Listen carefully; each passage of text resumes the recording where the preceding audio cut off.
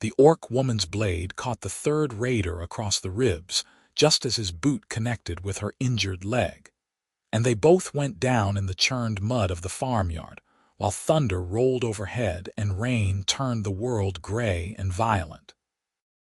Zara Thornveld had seen the smoke from 2 miles away, black against the autumn sky, and he had run the whole distance with his heart in his throat because old Merrick lived alone on that homestead, and raiders had been growing bolder with each passing week. What he found when he crested the hill was not what he expected. 3 human men in mismatched armor were circling a lone orc woman who stood between them and the farmhouse door, her stance wide despite the blood streaming down her leg, her tusked jaw set with grim determination. She held a short sword that looked too heavy for her frame, but her grip was steady. Zara had barely processed the scene before one raider lunged. The orc woman moved like lightning, parrying and driving her blade into his shoulder. He screamed and fell back. The second raider came from her blind side, his club catching her across the back. She stumbled but did not fall, whirling to face him. The third raider, seeing his opportunity, rushed her injured side. That was when Zara threw himself into the fight. He was not a soldier anymore, had not been for 5 years since he came home from the border wars and bought this small plot of land to grow wheat and forget the smell of blood. But his body remembered. He tackled the third raider before the man's sword could find the orc woman's back, and they rolled together through the mud.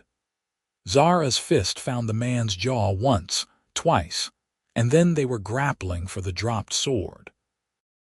The orc woman took down the second raider with a savage kick to the knee that Zara heard crack even over the rain.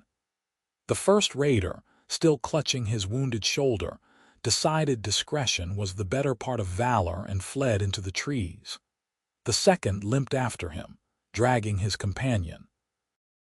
In moments, the farmyard was empty except for Zara and the orc woman, both breathing hard, both covered in mud and rain. She turned to face him, her sword still raised, and Zara saw her clearly for the first time. She was young, perhaps 20 or 21, with deep green skin and small tusks that jutted from her lower jaw. Her black hair was pulled back in a warrior's braid, and her amber eyes held both fierce determination and bone-deep exhaustion. She wore simple traveling clothes, now torn and stained, and the wound on her thigh was bleeding freely. "I need no further help," she said, her voice rough but clear. "Go." Zara slowly got to his feet, raising his hands to show they were empty. "You are hurt. Let me help. I am orc." "You are human. There is no help between us, only blades."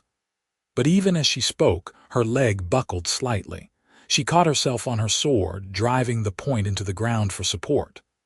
"Those men are gone, but they might come back with friends," Zara said, keeping his voice calm and low. "You need to get that leg bandaged and get inside. Is Merrick?" He looked past her to the farmhouse, saw the door hanging open. His stomach dropped. "Is the farmer alive?" Something flickered across her face, pain that had nothing to do with her wounds. "The old human is inside. I tried." Her voice cracked on the last word, and she straightened as if angry at herself for showing weakness. Zara moved past her carefully, giving her a wide berth, and entered the farmhouse. Old Merrick lay near the hearth, his head at an unnatural angle. He had been dead before he hit the floor.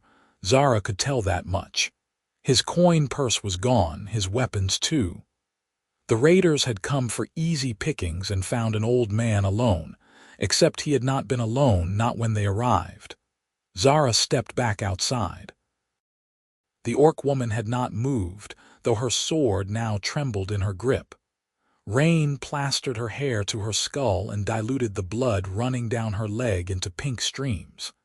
"He is dead," Zara said quietly. "I am sorry. Did you know him?" She shook her head once, sharply.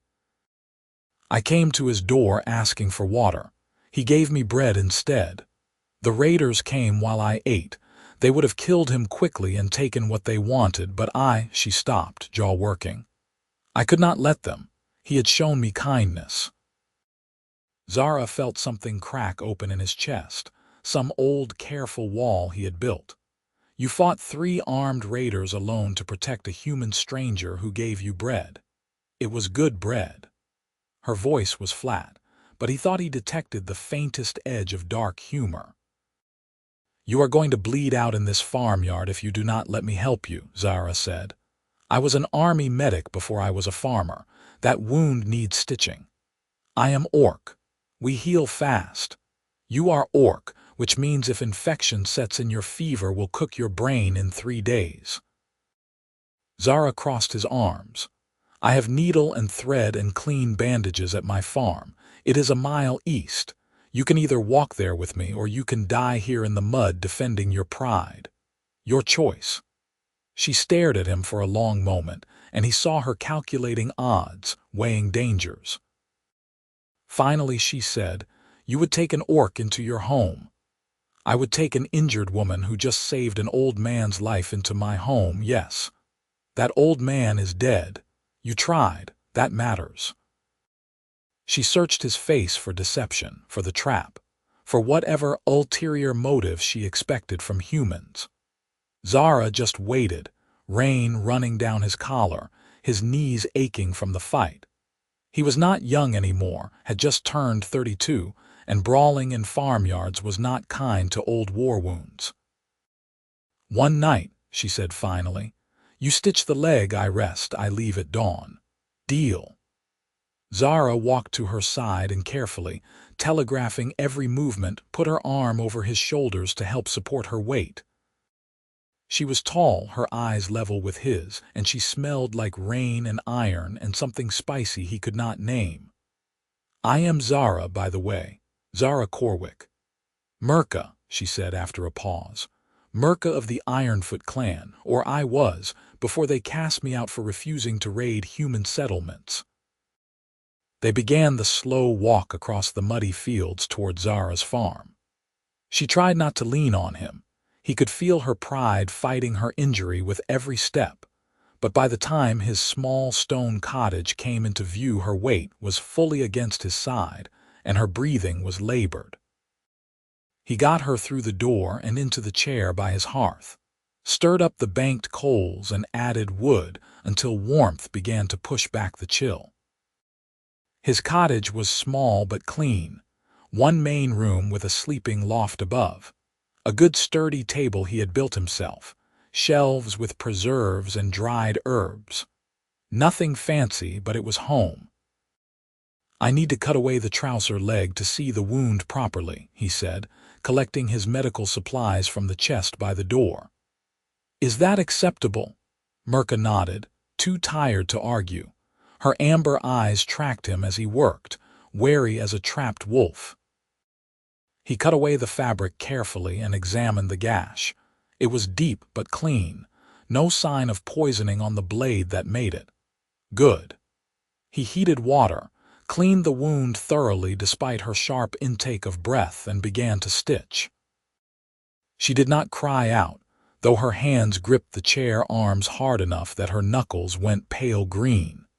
He worked as quickly as skill allowed, his hands remembering what his mind sometimes tried to forget. How many soldiers had he stitched back together in field hospitals? How many orc warriors, for that matter, back when prisoners were sometimes treated before being executed or ransomed? You are good at this, Murkha said through gritted teeth. Practice. He tied off the final stitch and bandaged the wound with clean linen. Keep weight off it for at least 3 days. Change the bandage twice daily. If you see red streaks or feel heat radiating from the wound, you need to find a healer immediately. I will be gone in the morning. You will be gone when that leg can carry you properly, or you will be dead within a week. He stood and moved to the pot hanging over the fire, where yesterday's stew was beginning to warm. Stubborn does not make you strong. It just makes you dead. She glared at him, but the effect was somewhat ruined by the exhaustion evident in every line of her body. "Why do you care if I die? I am orc. You are a person who was injured defending someone weaker." He ladled stew into 2 wooden bowls and handed her one. "Eat. You have lost blood and fought hard. Your body needs fuel." She took the bowl suspiciously, sniffed the contents, then began to eat. He watched her face shift from wariness to surprise to something like relief. When was the last time she had eaten a hot meal? "How long have you been traveling?" he asked, settling into the chair across from her with his own bowl. 6 weeks since my clan cast me out. I have been moving south, looking for work or shelter. No human settlement will have me, and I refuse to join raiding parties." She spoke matter-of-factly, but he heard the loneliness underneath. "I thought perhaps in the frontier lands where people are more concerned with survival than prejudice, I might find a place. I was wrong." "The frontier is hard," Zara agreed. "People here have long memories of border wars. They see green skin and tusks and remember loss. And you, what do you remember?" He was quiet for a moment, staring into his stew. "I remember that I killed orcs and humans both, and all of them died the same way. I remember that when I was wounded at Grave Pass, it was an orc healer who stitched me back together, because our medic was dead, and their clan had honor customs about leaving wounded to suffer. I remember that war makes enemies of people who might have been friends in different circumstances." Murkha studied him with new interest. "You fought at Grave Pass, 3 years in the border wars. You." "Too young, thank the ancestors. My brothers fought. One came home without his arm. One did not come home at all." She finished her stew and set the bowl aside. "The clan expected me to honor his memory by raiding and killing. I honored him by refusing to create more orphans and widows. And they cast you out for that. They cast me out for refusing orders. The philosophy was just my excuse, according to the chieftain." Her voice was bitter. 3 generations my family has served the Ironfoot clan, and I was cast out in an afternoon." Zara refilled her bowl without asking. "I am sorry. Family should stand with you, especially when you make hard choices. You speak from experience." "My father did not speak to me for 2 years after I came home and bought this farm instead of returning to help run the family business. He wanted me to marry well, produce heirs, expand the Corwick trading empire. I wanted to grow wheat and never hear another man scream." He smiled without humor. "We are reconciled now, more or less, but those 2 years were lonely." They ate in silence for a while, the rain drumming on the roof, the fire crackling. Zara found himself studying her when he thought she was not looking. There was strength in her, yes, the obvious physical strength of an orc warrior, but also something else. A core of integrity that had cost her everything and remained unbroken. "You can have the loft," he said when the bowls were empty. "I will sleep down here by the fire. I sleep light, so if you need anything in the night, just call. You would give me the high ground while you sleep below." She sounded genuinely puzzled. "I could kill you in your sleep. You could have let those raiders kill old Merrick and stolen his supplies. You could have left me to fight alone in the mud. You could do a lot of things, but I do not think you will kill an unarmed man who helped you." He stood and banked the fire, then pulled blankets from a chest for himself. "Get some rest. We can figure out tomorrow when tomorrow comes." Murkha pulled herself up using the ladder to the loft, each rung clearly painful but her stubbornness winning out over common sense. Zara heard her settle into the straw mattress above, heard her breathing gradually slow and deepen. He lay by the fire wrapped in blankets and stared at the ceiling. What was he doing?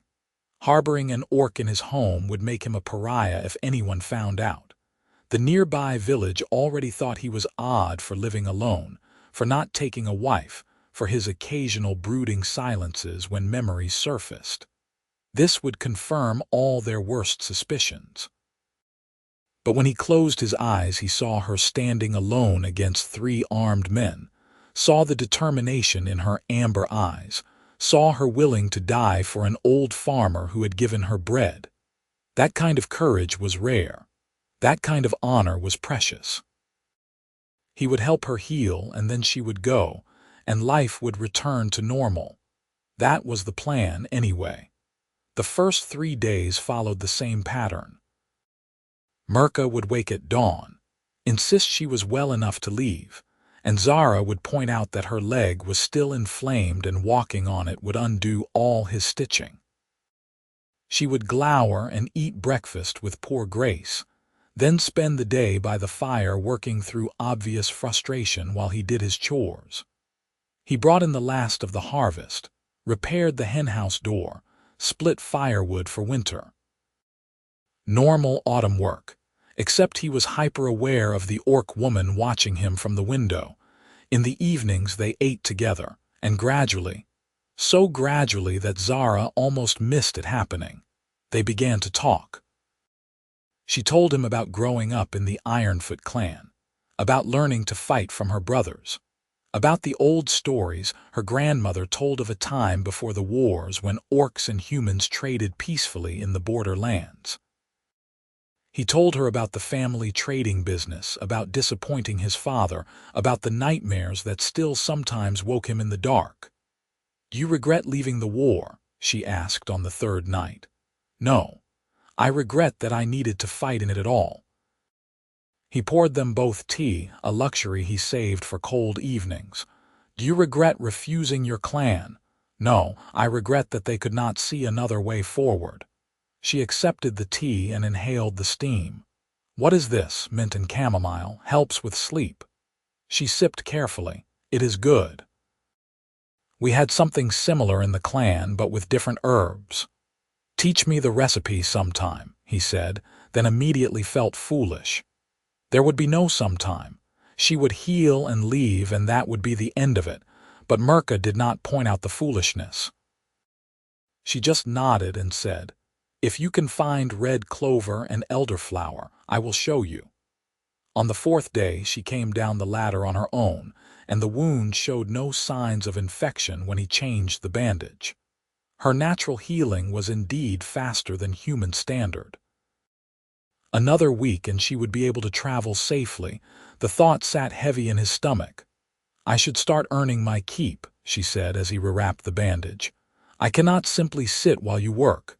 You are healing. That is work enough." "I am going mad with boredom." She crossed her arms. "I am a warrior, not a decorative houseplant. Give me something to do." So he set her to mending the fence around his small vegetable garden, figuring it was work she could do sitting down. She attacked the task with the same fierce determination she had shown fighting raiders, and by afternoon his fences were more secure than they had been in years. She had also reorganized his tool shed, sharpened every blade he owned, and oiled all the leather harnesses. "You do not sit still, do you?" he said, surveying the results. "Sitting still makes you an easy target." But she looked pleased with herself, her tusks showing in something that was almost a smile. That evening she insisted on helping prepare dinner. She was, it turned out, a terrible cook. She burned the vegetables, undercooked the meat, and somehow managed to oversalt everything despite Zara's careful instructions. "This is inedible," she declared, glaring at the pot as if it had personally offended her. Zara tried a bite and nearly choked. "It is. Well seasoned. It is garbage." She slumped in her chair. "I can kill a deer at 50 paces and dress it in 10 minutes, but I cannot make a simple stew without ruining it." "Everyone has different skills," Zara said diplomatically. He salvaged what he could of the meal and added lots of bread. "In the clan, who cooked?" "The elders, mostly. Warriors were expected to eat whatever was provided and be grateful." She picked at her bread. "I never thought I would need to know. I thought I would fight and die young like my brothers and someone else would manage the cooking fires." You did not want to die young. I did not think about it much. Death was just something that happened to warriors. You trained, you fought, you died, and the clan remembered you. She looked at him, something vulnerable in her expression. What do you do when you leave the clan and there is no one to remember? You build new memories, he said quietly. You find new purposes. You make a life that is yours instead of one that was chosen for you. Is that what you did? I am trying. She held his gaze for a long moment, and something passed between them, some understanding or recognition. They were both trying to build new lives from the rubble of old expectations. The next morning, Zara woke to the smell of breakfast cooking and nearly panicked before remembering Murkha. He sat up to find her at the hearth, concentrating fiercely as she flipped eggs in the pan. You do not have to, he started. I am practicing. She did not look up. I refuse to be defeated by food preparation. The eggs were only slightly burned. The toasted bread was almost perfect. She served it with the fierce pride of a warrior presenting a conquered foe. Much better, Zara said honestly. It is barely edible. It is good, I promise. She watched him eat as if searching for deception, then finally allowed herself a small smile. Tomorrow I will try not to burn it, and she did. Day by day her cooking improved, and day by day her leg healed, and day by day the space between them grew more comfortable and more complicated all at once. Zara caught himself watching her as she worked, admiring the efficient economy of her movements, the way afternoon light turned her green skin to jade. He noticed how her laugh was rough and unpracticed, as if she had not had much cause for humor in recent years. He noticed how she always positioned herself near exits, old warrior habits that would probably never fade. And he noticed that he looked forward to evenings by the fire more than he had looked forward to anything in years.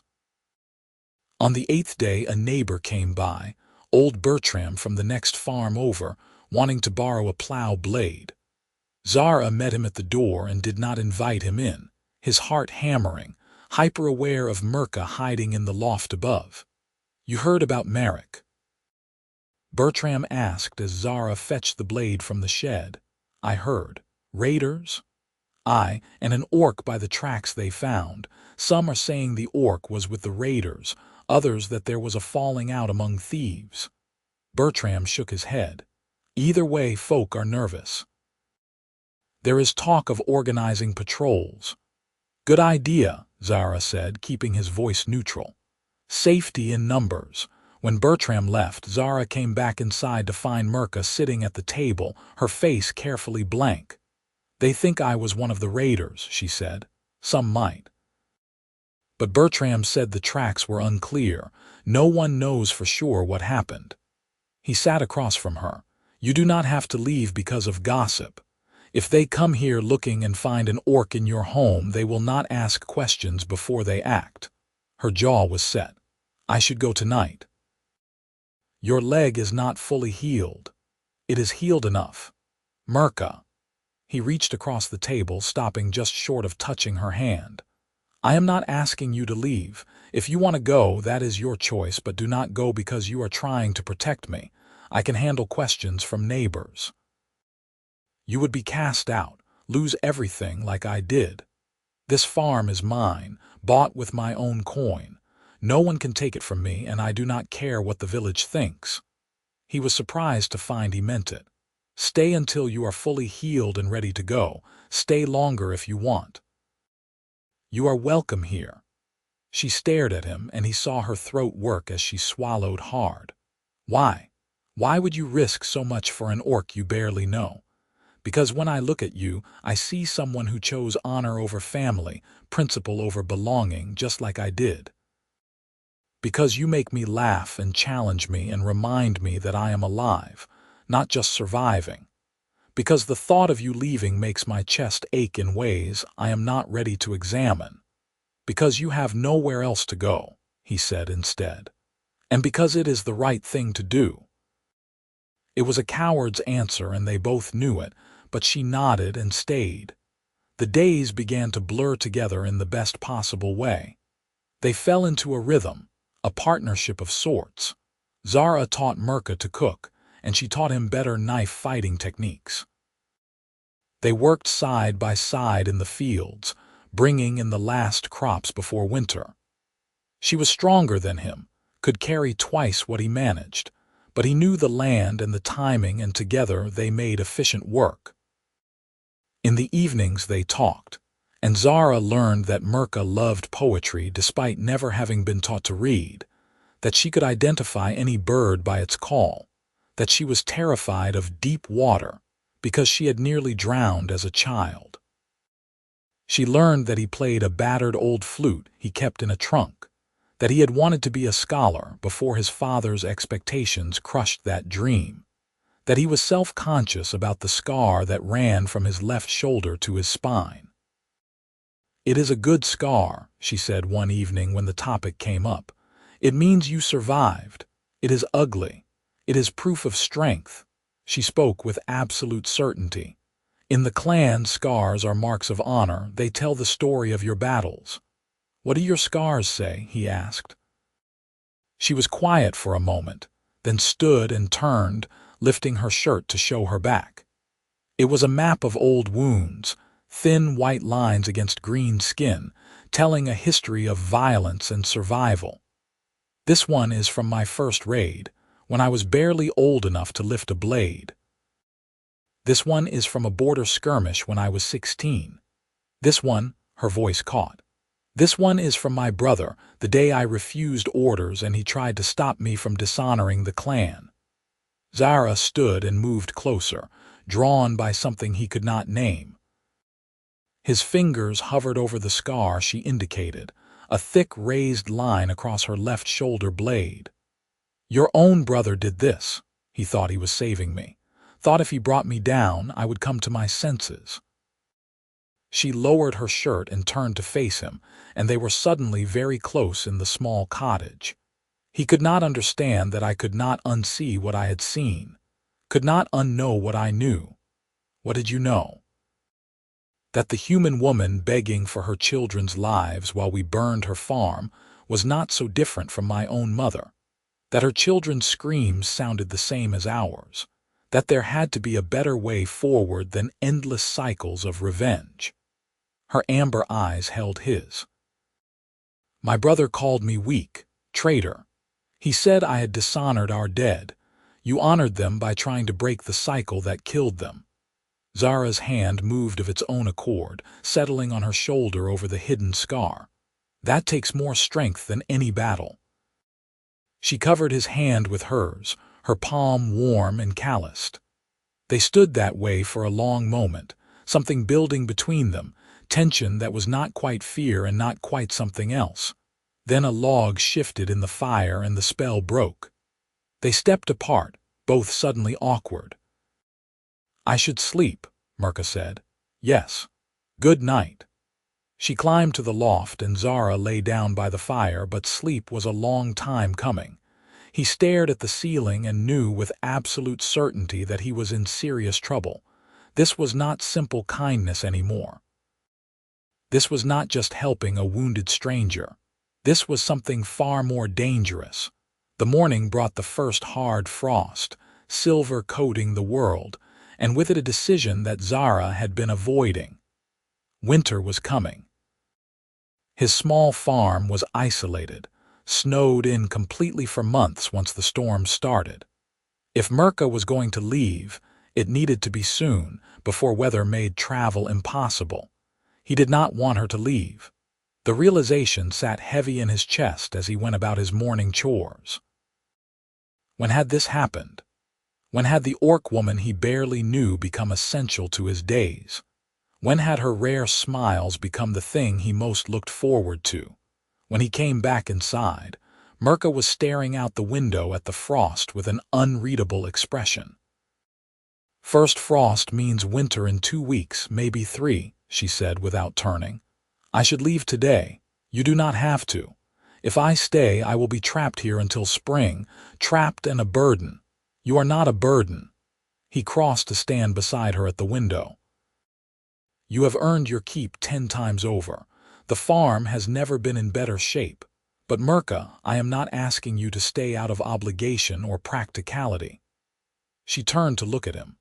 Then why? This was the moment. He could deflect, make a joke, let her leave and return to his solitary life. Or he could be brave for once, risk the vulnerability he had been avoiding since he came home from the war. Because I want you to stay, he said quietly. Because this farm is less lonely with you in it. Because I enjoy your company and your terrible first attempts at cooking and the way you organize my tools with military precision. Because, he took a breath.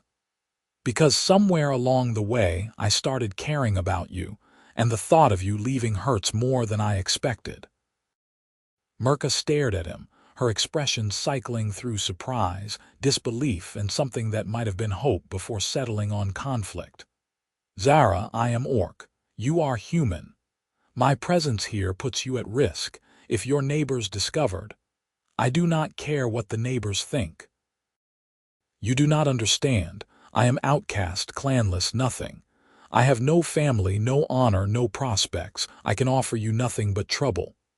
You can offer me yourself, and that is enough. He reached out and took her hand, feeling her tense, then gradually relax. I am not asking you to marry me tomorrow. I am just asking you to stay through the winter. Give us time to figure out what this is between us. If come spring you want to leave, I will not stop you. But do not leave because you think you are not worthy. You are the worthiest person I have ever met. Her eyes were bright, almost wet, and her tusks showed as her jaw worked with emotion. I am afraid, she whispered. I have lost everything once already. I do not know if I could survive losing again. Then we will be afraid together. He squeezed her hand gently. I am terrified. I have not let anyone close in 5 years. I have no idea what I am doing, but I know I want to try. For a long moment she did not move, did not speak. Then slowly she nodded. Through winter, we will see. Through winter, he agreed. She smiled then, genuine and warm, and Zara felt something in his chest unlock that he had not realized was clenched tight. Winter came early and hard that year. Snow piling up past the windows, wind howling through the valley. Zara had prepared well, his root cellar stocked, his firewood plentiful, his cottage snug. But it was not the provisions that made the dark months bearable. It was the company. They settled into new routines. Mornings were for necessary chores, tending the chickens in their insulated coop, breaking ice on the water barrel, keeping paths shoveled. Afternoons were for maintenance, cooking, preserving what they could. Evenings were for each other. Zara taught Murkha to read by firelight, starting with simple words and working up to the handful of books he owned. She learned with fierce concentration, attacking the written language like an enemy to be conquered. Her favorite was a volume of poetry, and she would read passages aloud in her rough voice, savoring the rhythm of the words. She taught him to fight properly, not the desperate brawling of a soldier, but the disciplined forms of an orc warrior. They sparred in the snow, her patient corrections making him faster, more efficient. She also taught him her clan songs, old ballads about heroes and lost loves and the changing of seasons. They learned each other's bodies in innocent ways first. The way she rubbed her left shoulder when snow was coming. The way he favored his right knee in the cold. The careful negotiation of shared space in a small cottage. The accidental brushing of hands that became less accidental over time. One evening in deep winter, when the snow was falling thick outside and the fire was burning low, Murkha looked up from her reading and said, I have not been this happy in years, perhaps ever. Zara set aside the leather harness he was mending and smiled. Me neither. When I was with the clan, there was purpose but not peace. always preparing for the next raid, the next battle, always proving myself worthy.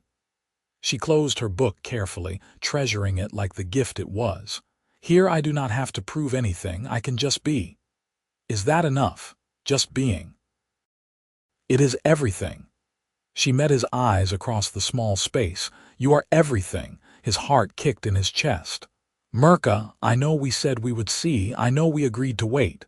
She stood and crossed to him, lowered herself to sit beside his chair. But I am done waiting. I am done being afraid. I love you, Zara Corwick. I love your kindness and your patience and the way you see me as a person, not a monster. I love the life we have built here in this small cottage, and if you will have me, I want to stay, not just through winter. Forever. Zara cupped her face in his hands, his thumbs brushing over her cheeks, tracing the edge of her small tusks. I love you too. I have loved you since you burned dinner and glared at the pot like it was your mortal enemy. Maybe before that. Maybe since the moment you stood bleeding in the mud defending a man you barely knew. He kissed her then, gentle and careful, mindful of her tusks. She made a small sound against his mouth and kissed him back, her hands coming up to grip his shirt. It was soft and tentative and perfect, and when they broke apart they were both breathing hard. Stay with me, he whispered against her forehead. Be with me, build a life here. Yes, she said simply. Yes to all of it.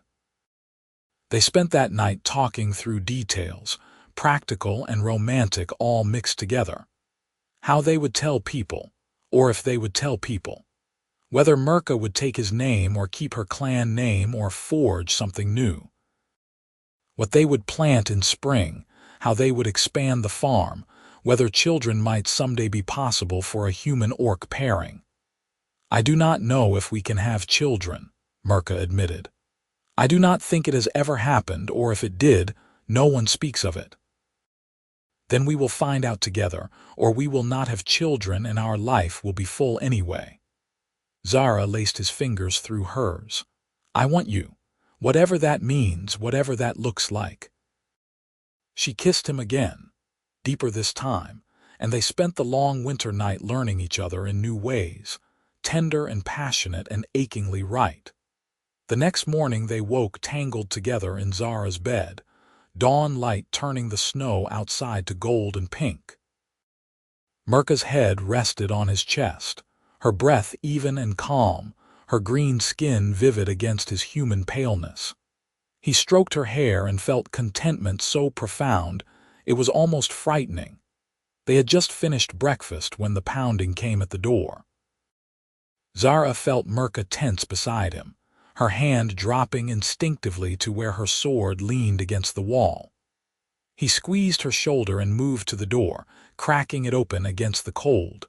Bertram stood on his doorstep, 3 other men from the village behind him, all armed. Zara's stomach dropped. Morning, Zara, Bertram said, not unkindly but with steel underneath. Need to have a word. About what? About orc tracks in your yard. About smoke from your chimney all winter when you usually hole up and burn less. About the Merrick business. Bertram shifted his weight. Folk are concerned, want to make sure you are all right. I am fine. Busy with winter chores, that is all. Then you would not mind if we came in and checked, just to set minds at ease. It was not a request, not really. If Zara refused, they would assume the worst and force their way in. He could fight them, but that would only confirm their suspicions and make everything worse. He was saved from having to answer by Murkha herself, who appeared at his shoulder and pushed the door wider. The men outside tensed, hands going to weapons, but she stood calm and unarmed, her chin raised. I am the orc whose tracks you found, she said clearly. My name is Murkha. I am living here with Zara. I mean no harm to your village or your people. Living here. One of the men, young and eager, spat into the snow. What kind of man takes an orc into his bed? The kind who knows honor and courage when he sees it, Zara said, his voice hard. She saved old Merrick's life, fought 3 raiders alone to protect him. She is not your enemy." "Merrick is dead," Bertram pointed out. "He was already dying when I arrived," Murkha said. "The raiders had broken his neck. I fought them to avenge him and because they would have raided more farms after his. Your homes, perhaps, your families. And we are supposed to just believe you." The young man sneered. "Orc, you can believe what you want," Zara said flatly. "But Murkha stays. This is my property. She has broken no laws. If you have a problem with that, take it up with the magistrate in town." The men looked uncertain, glancing between each other. Bertram finally spoke up. "The village is not going to like this, Zara. Folk will talk. Let them talk. I have never cared about gossip before. I will not start now. It is more than gossip. People are afraid. Winter has been hard, raiders are getting bolder, and now one of our own is harboring an orc." Bertram shook his head. "You are putting us all at risk." "I am a farmer who took in an injured woman," Zara said. "Nothing more, nothing less. If that makes me an outcast, so be it." The men left, but their suspicion hung in the air like smoke. Zara closed the door and leaned against it, suddenly exhausted. "I am sorry," Murkha said quietly. "I should have stayed hidden. No, I am tired of hiding, of pretending, of caring what people think." He pulled her into his arms. "They can accept us or not. It does not change what we are to each other." But things did change. Over the following weeks, as winter loosened its grip and merchants began to move again, word spread. No one from the village came to trade or borrow tools. When Zara went to town for supplies, conversation stopped when he entered. Children were pulled away from him in the street. He bought what he needed and came home to find Murkha pacing the cottage like a caged animal. "This is wrong," she said. "You are losing everything because of me. I am losing the good opinion of people who judge me for showing kindness. That is not much of a loss. Zara, Murkha, listen to me." He set down his purchases and took her hands. "I knew this would be hard. I knew there would be consequences. I chose you anyway, and I would choose you again. Every time. But your farm, your livelihood, will be fine. I do not need the village to survive. We have everything we need right here." He kissed her forehead. "Please stop trying to protect me by leaving. I am a grown man who made a choice with open eyes. Trust me to live with that choice." She searched his face, then finally nodded. "I do trust you. I just do not want to be the reason you suffer." "You are not the reason. Their prejudice is the reason. That is not your burden to carry. Spring came in earnest, the snow melting to reveal muddy fields ready for planting." Zara and Murkha worked together from dawn to dusk, turning soil, planting seeds, repairing winter damage. It was hard labor but satisfying, and Murkha's strength meant they accomplished in days what would have taken Zara weeks alone. They were working in the far field one afternoon when Zara heard horses. He straightened to see a group of riders approaching, 8 men in the mixed armor and colors of a militia patrol. His heart sank. The captain dismounted and approached, his hand resting on his sword hilt. "Zara Corwick." "That is me. We have received reports of an orc living on your property, reports of consorting with the enemy, possible collaboration with raiding parties." The captain's eyes found Murkha, who had moved to stand beside Zara. "Is that the orc in question?" "That is Murkha," Zara said calmly, though his pulse was racing. "She lives here, yes. She is not collaborating with anyone. She is a farmer like me." "Orcs are not farmers. They are raiders and savages." The captain gestured to his men. "We are taking her in for questioning. If she is innocent, she will be released." "No," Zara said flatly. "You have no authority here. This is my land, and she has committed no crime. Harboring a potential enemy is a crime. Step aside, Corwick, or be charged with obstruction." "Then charge me." Zara moved to stand in front of Murkha, shielding her with his body. You will not take her. The captain's expression hardened. I hoped you would be reasonable. Men, what happened next was chaos. The militia moved forward and Zara threw a punch that connected with someone's jaw.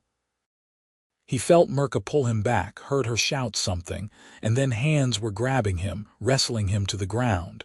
He fought, driven by desperate fear, but there were too many of them. Stop! Murkha's voice cut through the struggle. Stop, I will go, do not hurt him. The men holding Zara relaxed slightly. He looked up to see Murkha standing with her hands raised, calm despite the spears pointed at her. No, Zara gasped. Murkha, do not. It will be all right, she said, looking directly at him. Trust me. They bound her hands and put her on a horse. Zara tried to follow, but two men held him back while the patrol rode away. He watched until they disappeared down the road, his heart hammering, his mind racing through options. As soon as the men released him, he ran for the cottage, grabbed his traveling pack and his old military identification papers, and set out for town on foot. It was a 3-hour walk, and he did it in 2, arriving breathless and furious at the militia headquarters. The magistrate was a tired-looking woman named Helena who listened to Zara's breathless explanation with increasing interest. So let me understand, she said when he finished. This orc woman, Murkha, fought off 3 raiders to protect old Marek. Yes. And she has been living on your farm all winter, causing no trouble. Yes. She is not a raider or a spy. She was cast out from her clan for refusing to attack humans. She is trying to build a new life. Helena tapped her fingers on her desk, thinking. The problem, Corwick, is that we are at the edge of a tentative peace. Any hint of collaboration, of fraternization, and the whole thing could collapse. People are frightened and looking for enemies. Then help me show them she is not an enemy. Let me speak at her hearing. Let me present evidence. There is no hearing scheduled. She is orc. Standard procedure is interrogation and execution if deemed a threat. Zara felt the world tilt. You cannot, she has done nothing wrong. I did not say I agreed with the procedure. I said it was standard. Helena stood and moved to the window, looking out at the town. I was a soldier too before I took this position. I remember the border wars. I also remember that peace was only achieved when both sides found people willing to look past old hatreds. She turned back to him. Give me 24 hours. I will see what I can do. It was the longest 24 hours of Zara's life. He waited in the small inn, unable to eat, unable to sleep. He alternated between pacing and staring at the ceiling, imagining all the ways this could go wrong. If Murkha died because he had convinced her to stay, because he had been selfish and wanted her close, no. He could not think like that. Helena had said she would help. He had to trust that. The next morning, a guard came to collect him. Zara followed in a daze to a room in the back of the magistrate's building. Murkha sat at a table, her hands unbound, her expression carefully neutral until she saw him. Then relief flooded her face. He crossed the room in 3 strides and pulled her into his arms, not caring who saw. She clung to him, her face buried in his shoulder. Are you all right? Did they hurt you? I am fine. Confused, but fine. She pulled back to look at him. They questioned me for hours last night, then this morning the magistrate came and asked different questions. About you, about the farm, about why I stayed. Helena entered the room then, carrying a stack of papers. Corwick, glad you are still here. We have a situation that requires a creative solution. What kind of situation? The kind where I believe Murkha is exactly what you say she is, but I cannot simply release her without causing a panic. People need to see that proper procedure was followed, that she was investigated and cleared. Helena spread papers on the table. So I am proposing this. Murkha submits to a formal integration process. She registers with the town, submits to regular check-ins and demonstrates good behavior. In exchange, she is allowed to stay on your farm under supervision. Supervision. I will personally visit once a month to verify she is not engaged in any hostile activity. After 1 year, if all goes well, the supervision ends and she is granted full settlement rights. Helena looked between them.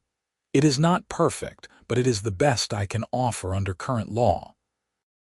And if we refuse, Zara asked, then I have no legal grounds to hold her, but I also cannot protect her from vigilantes or future militia actions.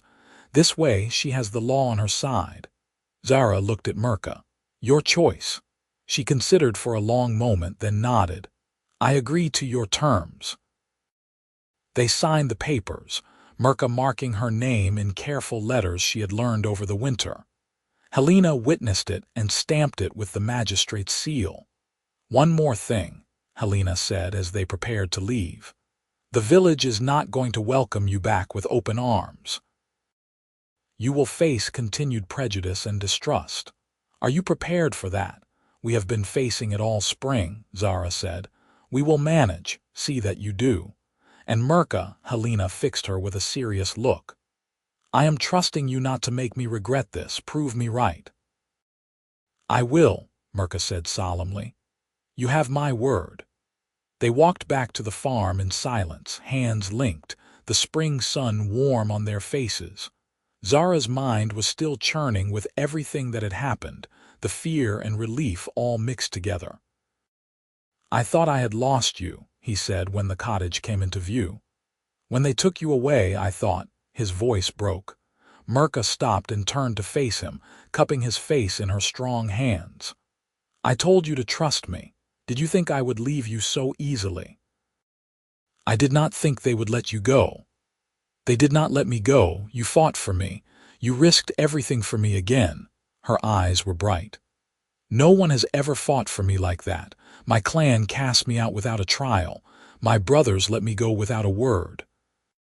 But you charged into a magistrate's office and demanded justice for an orc. I love you. Of course I fought for you. I know, and I love you for it. She kissed him, soft and lingering. Take me home, Zara. They went home, and that evening they sat by the fire and talked through everything that had happened, all the fear and uncertainty. Murkha told him about the interrogation, the hostile questions, the moment when Helena had entered and shifted the entire tone with her calm reasonableness. She was a soldier, Murkha said. I could tell by the way she moved, the way she assessed threats. She has seen enough war to know that not all enemies look the same. She gave us a chance. We cannot waste it. We will not. Murkha leaned against him, her head on his shoulder. 1 year of supervision, then freedom. I can endure that. We will endure it together. The year that followed was not easy. Helena visited monthly as promised, always professional but increasingly friendly. The village remained distant, though a few brave souls began to cautiously trade with them again. Zara's wheat grew tall and golden, the best crop he had produced in years, thanks to Murkha's help with the heavy labor. They made a life. They worked hard, laughed often, weathered both good days and difficult ones. Murkha continued to learn to read, devouring every book Zara could acquire. She taught him more of her clan's traditions, the parts worth preserving. They built new traditions together, forging something unique from their two very different backgrounds. On the day, Helena came for her final official visit, exactly 1 year after Murkha's arrest. The magistrate found them working together to repair the cottage roof. Come down from there before you break your necks, Helena called up. I have paperwork. They climbed down and followed her inside, where Helena spread the final documents on their table. 1 year of good behavior. No incidents, no complaints beyond the usual prejudice. Murkha, as of today, you are officially a registered resident of this territory with full legal rights and protections. She smiled. Congratulations, you are free. Murkha stared at the papers as if they might vanish. Free, she repeated. Free, Helena confirmed. Although, if I might make a suggestion, she glanced between them. Your relationship is legally recognized as a domestic partnership under the Settlement Act.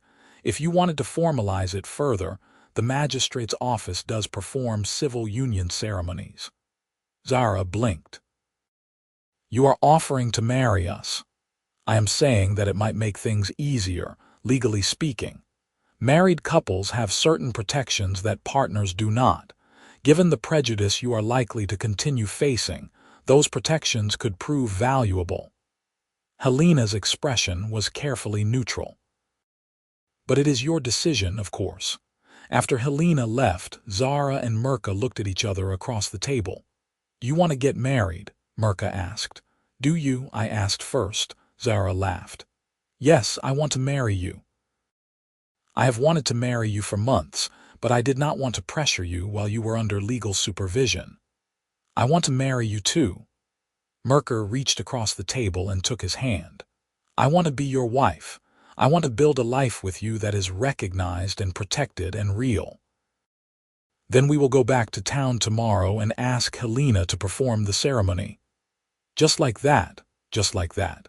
He squeezed her hand. Unless you want something more elaborate, I want you. Everything else is just decoration.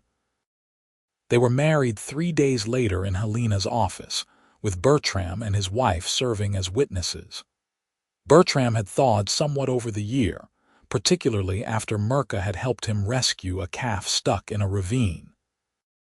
He was not exactly friendly, but he was no longer hostile, and his presence at the ceremony felt significant. The ceremony itself was simple. They exchanged vows they had written themselves, promising partnership and loyalty and love. Helena pronounced them married under territorial law, and they signed the register as husband and wife. Zara Corwick and Murkha Corwick, legally bound, officially recognized. Walking back to the farm afterward, Murkha seemed subdued. Regrets? Zara asked, half joking but with an edge of real concern. No regrets. I am just thinking about my family, my clan, wondering if they know I am married now, wondering if they would be angry or disappointed or, she shook her head. It does not matter. They are not my family anymore. You are. You are allowed to miss them even if they hurt you. Grief and anger can coexist. When did you get so wise? I had a good teacher. He bumped his shoulder against hers. Come on, wife, let us go home and celebrate. They celebrated simply, with a good meal and better wine that Zara had been saving for a special occasion. They sat by the fire and talked late into the night about plans for the future. How they would expand the farm, what crops to try, whether they might eventually build a bigger house. Whether children were possible, and if not, whether they might adopt or mentor young people who needed guidance. I want to help other outcasts, Murkha said, staring into the flames. Other orcs cast out by their clans or humans fleeing prejudice. I want to offer them what you offered me, a chance to start over. Then we will. Zara leaned over and kissed her temple. We will build something bigger than just us, a place where people can be safe, a sanctuary. Yes, a sanctuary. It started small. Word spread, as word does, of the human farmer who married an orc woman who built a life against all expectation. And slowly, cautiously, others began to arrive. An orc warrior who had refused to slaughter prisoners. A human woman fleeing an abusive family. A half-orc child, neither fully one nor the other, rejected by both peoples. Zara and Murkha took them in, one by one. They built additional cottages on the property. They taught farming and fighting and reading. They created rules and structures, a small community governed by mutual respect and hard work. It was not always easy. There were disagreements and growing pains. Some people could not adjust and left. The village remained suspicious for years, though Helena's continued support provided crucial legal protection. Raiders occasionally tested their defenses, But a community that included both human veterans and orc warriors proved a harder target than expected. But it worked. Against all odds, it worked. 5 years after they married, Zara stood on the porch of their expanded farmhouse and surveyed the small community they had built. There were 7 cottages now, home to 13 people of various backgrounds. The fields were productive, the livestock healthy. Children played in the yard, both human and orc, their laughter bridging ancient divides. Murkha came up behind him and wrapped her arms around his waist, resting her chin on his shoulder. "Remember when I was just going to stay through winter?" she murmured. "I remember thinking I was being so reasonable, not pressuring you, giving you an out. I never wanted an out, I just needed to know you were sure. I have never been more sure of anything." He turned in her arms to face her. "You saved me, you know. I was just existing here, going through motions. You reminded me how to live. You saved me first, lifted me up when I was broken, and gave me a reason to fight." She kissed him, soft and familiar and perfect. "We saved each other." They stood together watching the sunset paint the sky orange and pink and gold, the sounds of their community a gentle background hum. It was not the life either of them had planned or expected. It was better. Murkha thought about the desperate woman who had stumbled into old Merrick's yard begging for water, ready to die in the next fight because living hurt too much. She thought about the 3 raiders and the mud and the choice she made to stand and fight for someone she barely knew. Zara thought about the day he ran toward smoke and found an orc woman standing alone against 3 armed men, thought about the moment he decided to help instead of walking away. Such a small choice, really. Such tremendous consequences. "Never again alone," Zara said quietly, echoing words he had spoken years ago when he first lifted her from the mud after her leg wound, when he had promised she would not face the world's cruelty by herself anymore. "Never again alone," Murkha agreed, holding him tighter. As darkness fell, they went inside to join their community for dinner. The table was crowded and noisy, multiple conversations happening at once, the occasional argument about chores or territory broken up with laughter. It was chaotic and imperfect and beautiful. Later, in the quiet of their own room, Murkha told Zara she was pregnant. They had not thought it possible, had made peace with a different kind of family, but life had surprised them again. He held her close and cried from joy, and she laughed through her own tears, and they talked through the night about this new impossible miracle. Their daughter was born in the spring, small and fierce and perfect. She had her mother's green skin but her father's brown eyes, her father's nose but her mother's pointed ears. She was wholly herself, wholly unique, wholly loved. They named her Mara, which meant bitter in the old language but also beloved. Bitter for all the pain that had brought her parents together, beloved for the joy she represented. The village came to see the baby, curiosity overcoming prejudice for many. Helena held Mara and declared her absolutely perfect. Even Bertram, crusty old Bertram, admitted she was cute for a hybrid child. "She is going to face so much prejudice," Murkha said one evening, watching Mara sleep. "Neither fully human nor fully orc. I do not know how to protect her from that. We do not protect her from it. We prepare her for it." Zara stroked his daughter's tiny hand. "We teach her to be strong like her mother, to be kind like hopefully like both of us. We surround her with people who will love her regardless of what she is, and we trust that the world is slowly, painfully changing." "You are an optimist." "I married an orc woman and built a sanctuary for outcasts. Optimism seems to be working for me." Murkha laughed quietly, careful not to wake the baby. "I love you, Zara Corwick. I love you too, Murkha Corwick." Years passed. Mara grew up strong and clever, learning to read from her father and fight from her mother. More children joined the community, some born there, some refugees finding sanctuary. The village slowly, grudgingly began to accept the strange hybrid community on its borders, especially after Murkha and several other residents helped defend the town from a major raiding party. Zara and Murkha grew older together, their hair graying, their bodies accumulating the aches of hard work and harder years.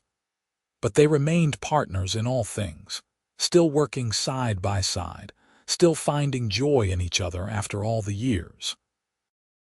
On their 20th wedding anniversary, they stood in the same spot where they had first worked together repairing fences, where Murkha had first started to believe she might have a future. "You ever miss your clan?" Zara asked. It was a question he rarely raised, but something about the anniversary made him reflective. Murkha considered. "I miss what the clan could have been. I miss my brothers before they chose violence over sense, but I do not miss the life I had there." This, she gestured to the thriving community around them, to Mara directing younger children in their chores, to the mixed human and orc families working together. "This is more than I ever dreamed possible, even on the hard days, especially on the hard days. Because hard days with you are better than easy days alone ever were." That night, they gathered the whole community for a celebration. There was music and food and toasts to the couple who had somehow made an impossible thing work. Stories were told about the early days, about Zara carrying a wounded Murkha through the rain, about her terrible first attempts at cooking, about the moment they decided to stop pretending they were not in love. Young people listened wide-eyed to the tale of Murkha fighting 3 raiders alone, of Zara standing up to militia and magistrates. It had become legend within the community, the story told and retold until it took on mythic proportions. "Tell the part where father lifted you up," Mara prompted. She had heard the story 100 times but never tired of it. Murkha smiled. "Your father came to me after the first raiders fled. I was injured and bleeding and trying to hold myself together through sheer stubbornness. He offered help and I refused it because I thought I had to face everything alone. But he would not accept that. He lifted me up, supported my weight when I could not stand on my own, and he said, 'Never again alone,'" Zara finished. "I told her she would never have to face the world alone again if she would just let me help." "And did she?" one of the younger children asked. "Eventually," Murkha said with a laugh. "I am orc, we are stubborn, but yes, I let him help, and he was right. Everything is better when you do not face it alone." The celebration continued late into the night, but eventually the crowd dispersed to their own homes. Zara and Murkha found themselves alone on their porch under a canopy of stars. 20 years, Murkha said wonderingly. "It feels like yesterday and a lifetime ago all at once. Do you regret any of it?" "Not a single moment." "Well, maybe that time I burned the stew so badly we had to throw away the pot." Zara laughed.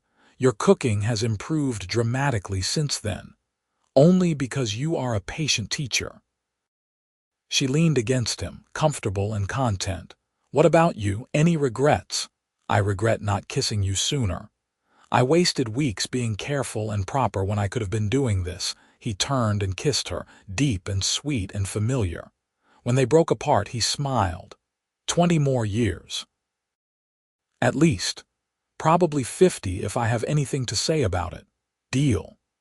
They went inside together, hand in hand, closing the door on another day in the life they had built against all expectations. A life that started with violence and desperation and a choice to help a stranger. A life that bloomed into love and family and hope. Murkha sometimes thought about the woman she had been, young and fierce and so certain she would die young and unmourned. She thought about stumbling into old Merrick's yard begging for water, about the bread he gave her, about the raiders who came. She thought about the moment she chose to fight instead of flee, not knowing that choice would change everything. If she could go back and tell that desperate woman what was coming, the love, the family, the home, she knew that woman would not believe it. Could not believe it. The idea would be too foreign, too impossible, but it happened anyway. Impossible things do happen sometimes when people are brave enough to reach for them, when they choose kindness over fear, hope over despair, love over loneliness. Zara sometimes thought about the day he saw smoke and ran toward it instead of away, about finding an orc woman standing against 3 raiders, about the split-second decision to help instead of hiding. He thought about how different his life would be if he had made any other choice that day. Empty. His life would have been empty. They built something together that neither could have built alone, and in doing so proved that the divisions between peoples were not as insurmountable as everyone believed. They were not perfect. They made mistakes and struggled and sometimes fought. But they did it together, and that made all the difference. As they lay in bed that night, Murkha's head on Zara's chest, his fingers idly stroking her hair, she whispered, "Thank you." "For what?" "For lifting me up. For saying I never had to be alone again. For meaning it. Thank you for believing me, for staying, for building this life with me. I would choose you every time in every life. I know, I would choose you too." They fell asleep like that, wrapped around each other, 20 years of love and struggle and joy between them, and the promise of many more to come. In the morning they would wake and do it all again. Work the fields, teach the children, manage the community, face whatever challenges came. They would do it together, as they always had, as they always would. Never again alone. That was the promise Zara made to Murkha in the rain and mud 20 years ago, when she was a wounded stranger, and he was a lonely farmer, and neither knew what they were beginning. That was the promise they kept through winters and summers, through hardship and happiness, through every day that followed. Never again alone. It was more than a promise. It was a foundation. It was everything. And they lived it, every day, until the end of their long and remarkable lives, surrounded by the family and community they built from nothing but courage and kindness and love. The story of the farmer who lifted the orc woman and promised she would never be alone again became legend in that part of the world. Parents told it to children, who told it to their children, who told it to theirs. The details changed over time, as stories do, but the heart remained the same. That sometimes the hardest thing and the best thing are the same thing. That love can bridge any divide if people are brave enough to try. That choosing kindness, even when it costs you everything, is never the wrong choice. And that no one, no matter how strong or fierce or independent, should have to face the world alone. Not anymore.